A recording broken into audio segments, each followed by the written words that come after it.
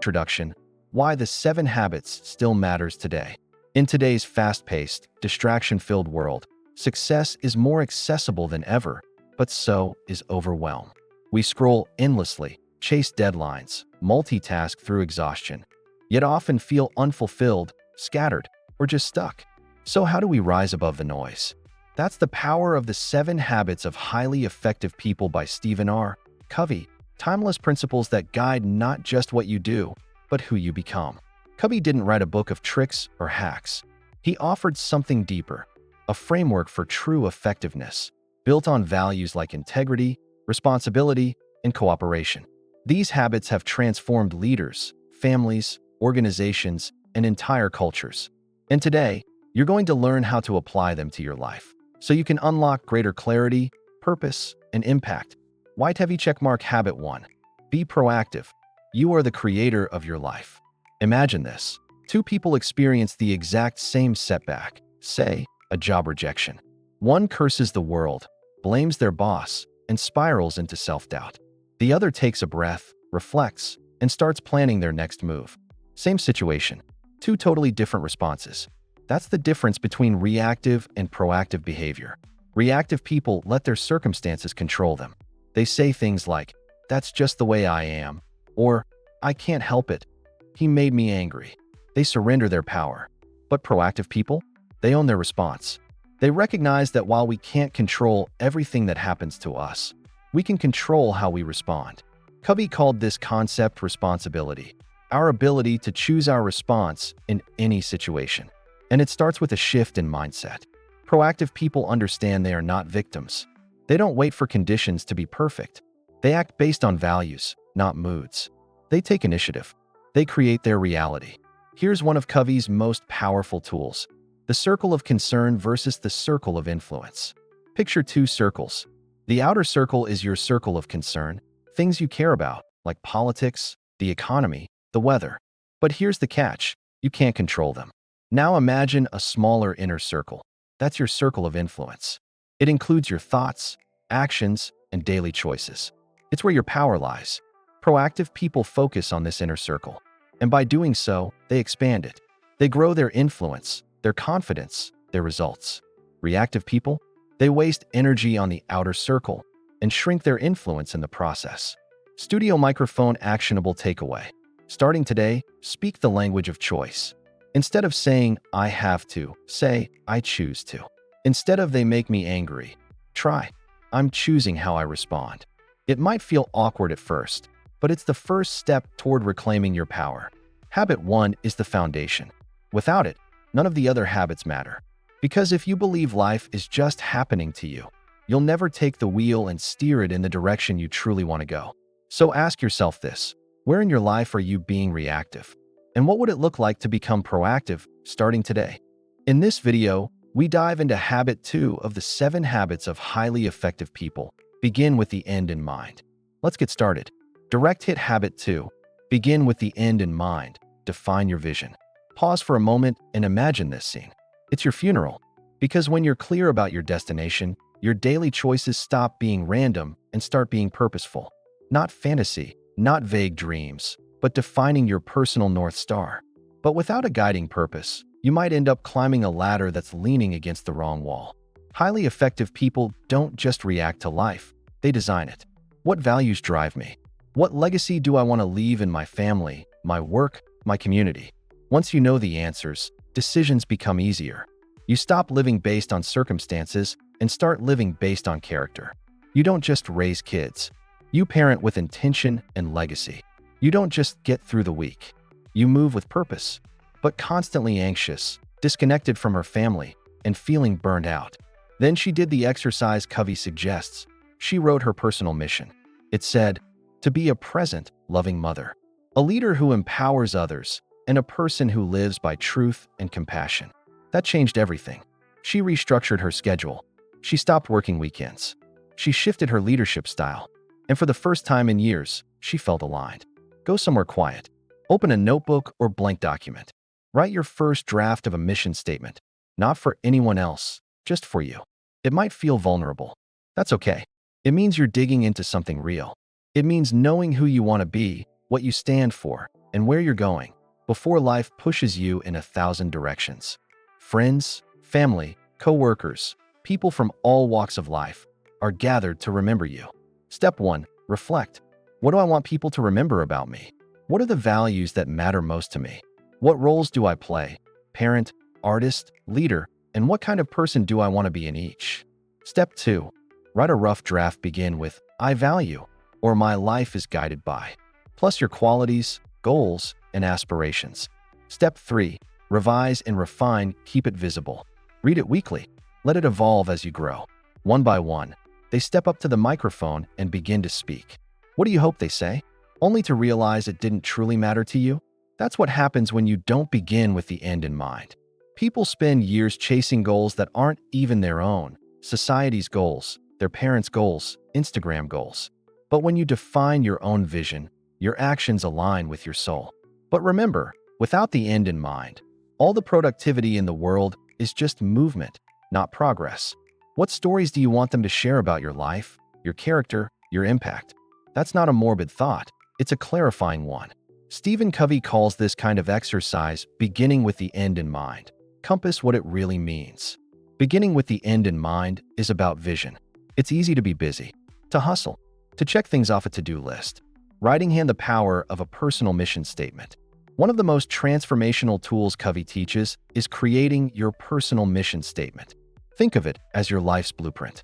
A written constitution that reflects your deepest values, principles, and goals. It's not a set of resolutions. It's not a checklist. It's your why, your truth, your foundation. It answers questions like, who am I when I'm at my best? Push pin why it's essential. Let me ask you something. Have you ever worked hard on something?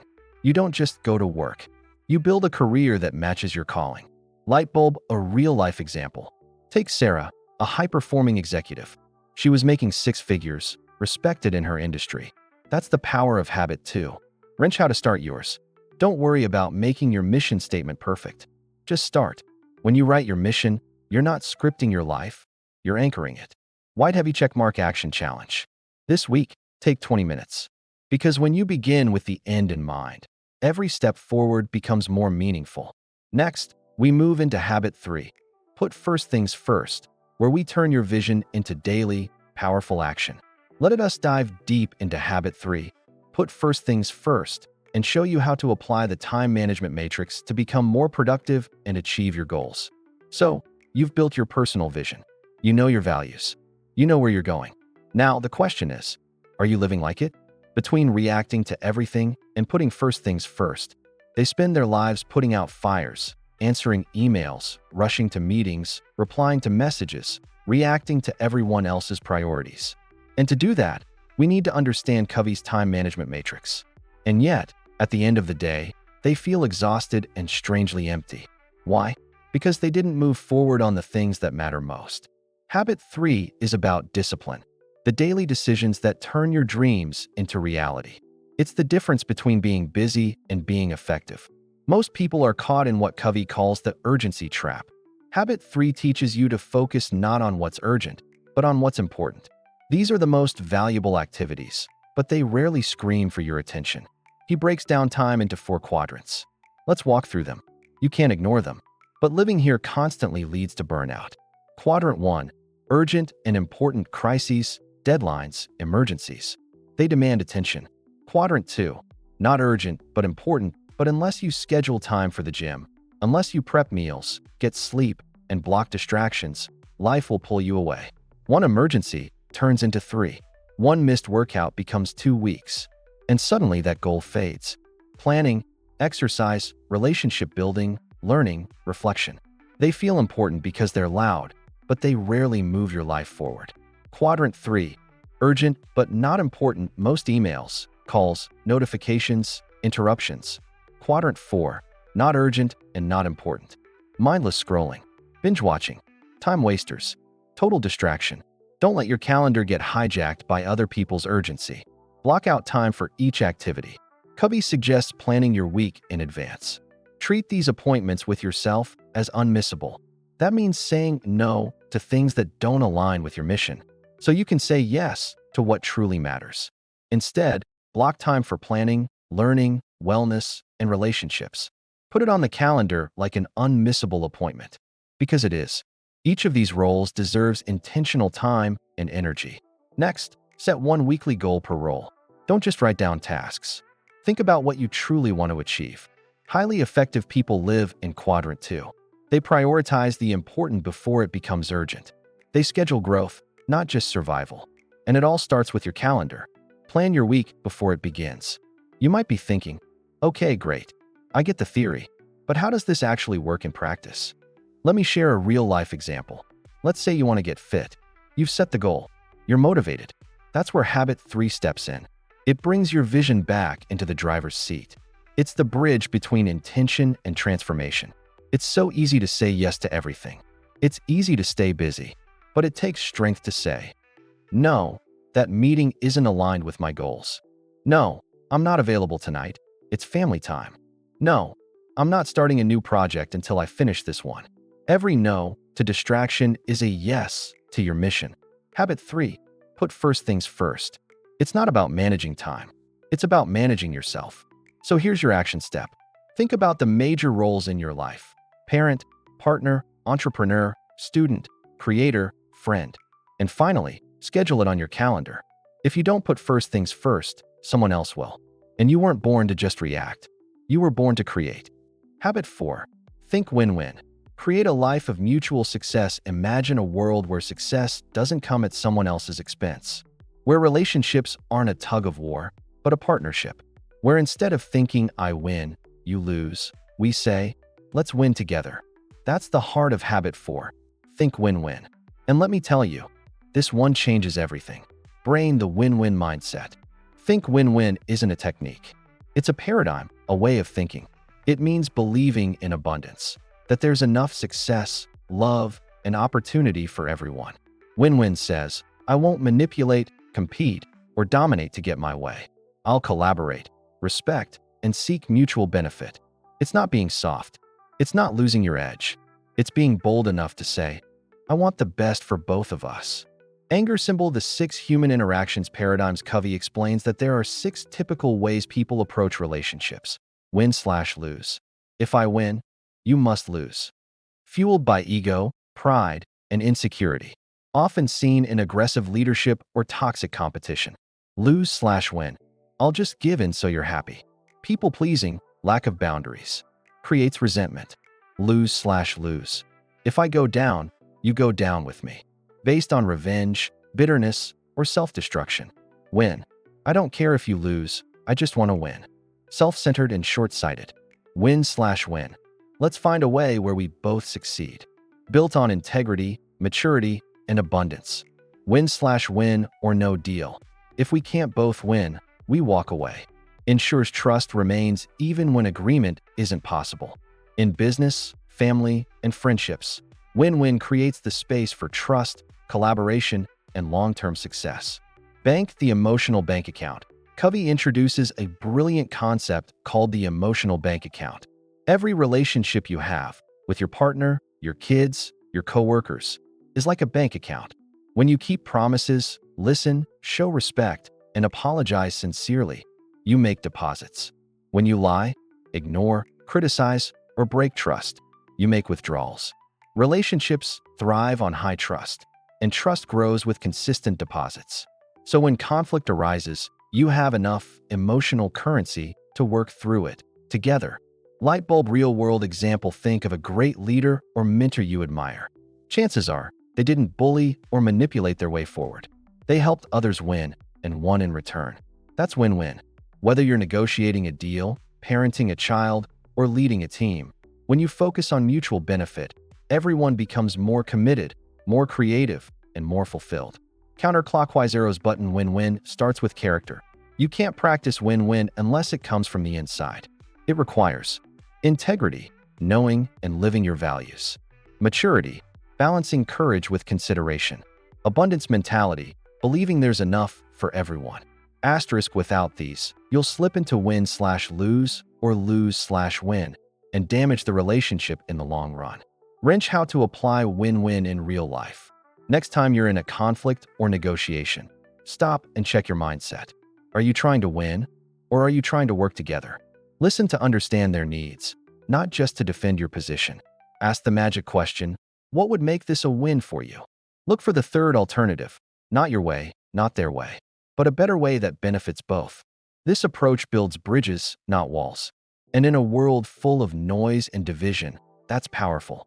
White Heavy Checkmark Action Challenge this week. Identify one relationship or situation where you're stuck in a win/lose mindset. Could be a work disagreement, a conversation with your spouse, a business deal. Ask, what outcome would be a win for them? How can we both walk away better than we started? Then, approach the conversation with empathy, clarity, and collaboration. Habit 4 isn't just about strategy. It's about how you see the world. Do you see it as a battleground or a place of shared success? This is the 5th habit of the 7 Habits of Highly Effective People by Stephen R. Covey. Habit 5. Seek first to understand, then to be understood. So I started reading this book at the beginning of this year. If you haven't read it, it's so good. I've been going through each habit and breaking them down. You can check out the playlist here if you want to catch up. Habit 5. Seek first to understand, then to be understood. I know it looks like a mouthful, but I promise you this habit will change your life. Imagine this. You're in the middle of a heated conversation. You're frustrated. You're trying to explain your side. But the other person keeps cutting you off, offering advice you didn't ask for, or worse, waiting for their turn to talk. How do you feel? Unheard, disrespected, disconnected. Now flip the roles. Could it be that sometimes you do the same? That's what Habit 5 is here to change. Seek first to understand, then to be understood. It sounds simple, but it's one of the most powerful relationship skills you'll ever develop. Covey starts this chapter with a story about a professor who asked his students, "Why do you want to go into business?" Without hesitation, they said, "To make money." He then replied, "Why do you want to go into public service?" "To make money." He continued to ask different groups the same question, "Why do you want to be a doctor?" "To make money," until finally he came across a medical student who answered, "To help people." Covey uses this story to illustrate an important point. We naturally begin with ourselves, our own goals and desires. And if we're not careful, we can start talking and we'll never stop to consider the needs and desires of others. So let's take a closer look at Habit 5. We're all guilty of this. We're listening to reply, to fix, to win, to prove. We're crafting our comeback while the other person is still speaking. And even when we're silent, our mind is loud. But here's the truth. People don't want to be fixed. They want to be heard. They want to feel seen, valued, and understood. And when you give someone that, you earn their trust, influence, and respect. Covey calls this next-level listening empathic listening. It's not about agreeing. It's not about fixing. It's about entering the other person's world, seeing through their eyes, feeling through their heart. Most people listen for shallow levels, ignoring. You're not really listening at all. Pretending. You yeah, hum, while your mind is elsewhere. Selective listening. You hear what confirms your views. Attentive listening. You're focused, but still filtering everything through your perspective. But empathic listening, that's level 5. It's listening to understand without judgment or agenda. In Habit 5, Covey teaches us to pause the problem solving and just listen. Here's the formula. Listen with the intent to understand, not reply. Mirror their emotions. Reflect what you're hearing.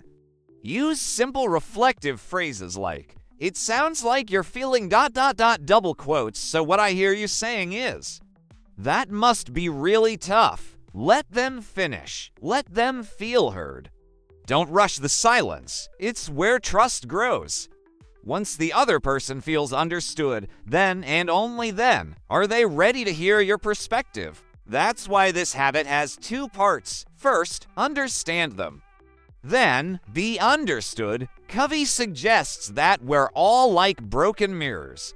We reflect back distorted images of ourselves because we're trying to fill in the gaps with assumptions and expectations.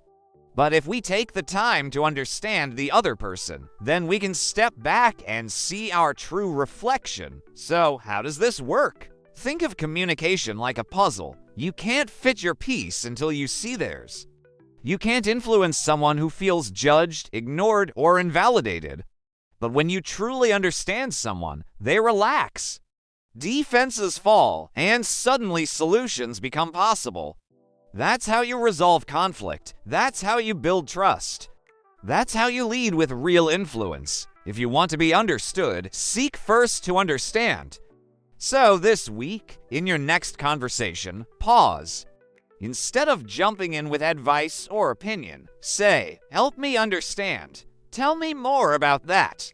What's most important to you in this?" Then, just listen. No fixing, no interrupting, just presence. You'll be amazed how much deeper your relationships grow and how much more you are heard in return. Because when you give someone your full attention, they give you their full trust. If you want to go fast, go alone. If you want to go far, go together. That's the wisdom behind habit 6, Synergize. It's the habit of creative cooperation, where differences don't divide us, but empower us to create something better together than we ever could alone. 1 plus 1 is equal to 3, or 10, or 100. That's what synergy is. It's the magic that happens when people with different perspectives, backgrounds, and strengths come together. Not to compete, but to create. Most people tolerate differences. Highly effective people celebrate them because they know synergy isn't just teamwork. It's transformation. We prefer people who think like us, act like us, agree with us. But that kind of sameness limits creativity. It limits innovation. It limits growth. Covey teaches that difference is not a weakness. It's a strength. When we embrace diverse ideas with respect and curiosity, we unlock new possibilities. Instead of, "You're wrong and I'm right," ask, "What can I learn from this difference? How might our opposing views actually complement each other?" But one principle brought everyone together, not to assign blame, but to collaborate. She invited teachers, students, and parents into open dialogue. They shared their concerns and their dreams. Together, they restructured the curriculum, created student-led initiatives, and built community partnerships. Ask yourself, am I trying to control this or co-create it? Whose perspective could expand mine? How can I help create a win that's bigger than any one person? Invite someone into a conversation not to change their mind, but to create something new together. The school didn't just improve, it thrived. That's what synergy looks like, not one person saving the day, but many people building something better together. Is there a third way we haven't even considered yet? That's when conflict becomes creativity. Not your way, not my way, but a better way that neither of us saw alone.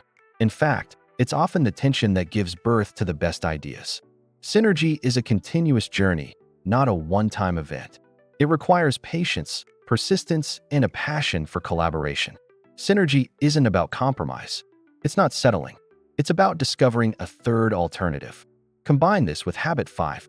Seek to understand before you're understood. Look for the third alternative. Don't get stuck in either slash or thinking. Ask, what's a better way we haven't seen yet? Stay curious, not defensive. Curiosity disarms conflict. It invites collaboration. So why is synergy so powerful? Because it helps us see beyond our own perspectives. It allows us to build on each other's ideas and achieve far more than we could on our own. These are the ingredients that create the conditions for synergy to thrive. Trust, which is created through listening, empathy, and understanding. Respect, which means honoring others' views even when they differ from your own. And open dialogue, a safe space where all voices are welcomed and valued. When you combine these, walls come down, creativity goes up, and new solutions emerge. Synergy is the heart of innovation, the fuel for creativity, and the key to unlocking new possibilities. Why do we resist it then? Well, let's be honest, synergy is hard. Our egos want control. Our biases seek comfort. So how do we make synergy work? First, we need to understand the formula. Trust, respect, and open dialogue. Think about a jazz band. Each musician plays a different instrument. A pianist, a saxophonist, a bassist, a drummer. They're all essential. They all have different parts. But when they listen to each other and improvise together, magic happens. They create something beautiful that's greater than the sum of their individual talents. That's synergy. Now, what about conflict? Disagreements are inevitable. So how can we turn conflict into creativity? Well, habit 6 invites us to ask different questions. Next, let's look at a real-world example. A school in a diverse neighborhood. Teachers were burned out. Parents were frustrated. Students were falling behind. So how can we practice synergy daily? Value differences. Don't just tolerate opposing views. Invite them. Learn from them. Listen deeply. Habit 6 isn't about agreeing on everything. It's about co-creating something meaningful even with tension in the mix. This week, make a commitment to synergy. Think of a current project, relationship, or challenge in your life. In our journey through the 7 habits of highly effective people, we have come to the 7th habit, which is about sharpening the saw. Imagine a lumberjack working hard in the forest, sweating as he saws through thick trees. Hours pass. He keeps cutting, but the work gets harder and harder, slower and slower, and his exhaustion builds up. Physical renewal, the body. Our physical body is our vessel, our temple, and it needs care. Exercise. Regular physical activity is not just about looks or sports. Emotional and social renewal, the heart. Our emotions and relationships are what make us human and whole. Meaningful relationships. Nurture your close relationships. Spend quality time with family and friends. Build a strong support system. And you can't create a meaningful life if you're constantly depleted. Sharpening the saw ensures you have the energy, clarity, and resilience to keep living the other 6 habits with consistency and joy. Counterclockwise arrows button balance is the key. Don't just focus on one area. A person who's physically fit but emotionally toxic? Unbalanced. A genius who can't manage relationships? Limited. Balance is the goal. Wholeness is the reward. It's not about being perfect. It's about staying aligned with your best self. Strong relationships don't just happen, they're cultivated. Empathy. Practice empathy. Try to understand and share the feelings of others. This will enhance your emotional intelligence. Love. Express love and kindness. Show appreciation for the people in your life. A healthy heart keeps you grounded and emotionally intelligent. It's about keeping your body strong and flexible, improving your health, boosting your mood, and helping you think better. It needs tending to stay connected to something bigger than ourselves. Meditation. Set aside time for quiet reflection or meditation. This can help you find inner peace and clarity. Sleep 7+ hours. Mind. Read 10 pages. Journal. Watch something thought-provoking. Heart. Reach out to someone you love. Say thank you. Say sorry. Soul. Meditate. Pray. Sit quietly. Reflect on your personal mission. Even 15 minutes a day can sharpen your saw more than 15 hours of hustle. Protect this time, not just to survive, but to thrive. Prayer. If you're religious, make time for prayer. Connect with your faith and seek guidance. Time in nature. Spending time in nature can be immensely grounding. Go for walks in the park, hike in the mountains, or simply sit by the ocean. Reflection on your values.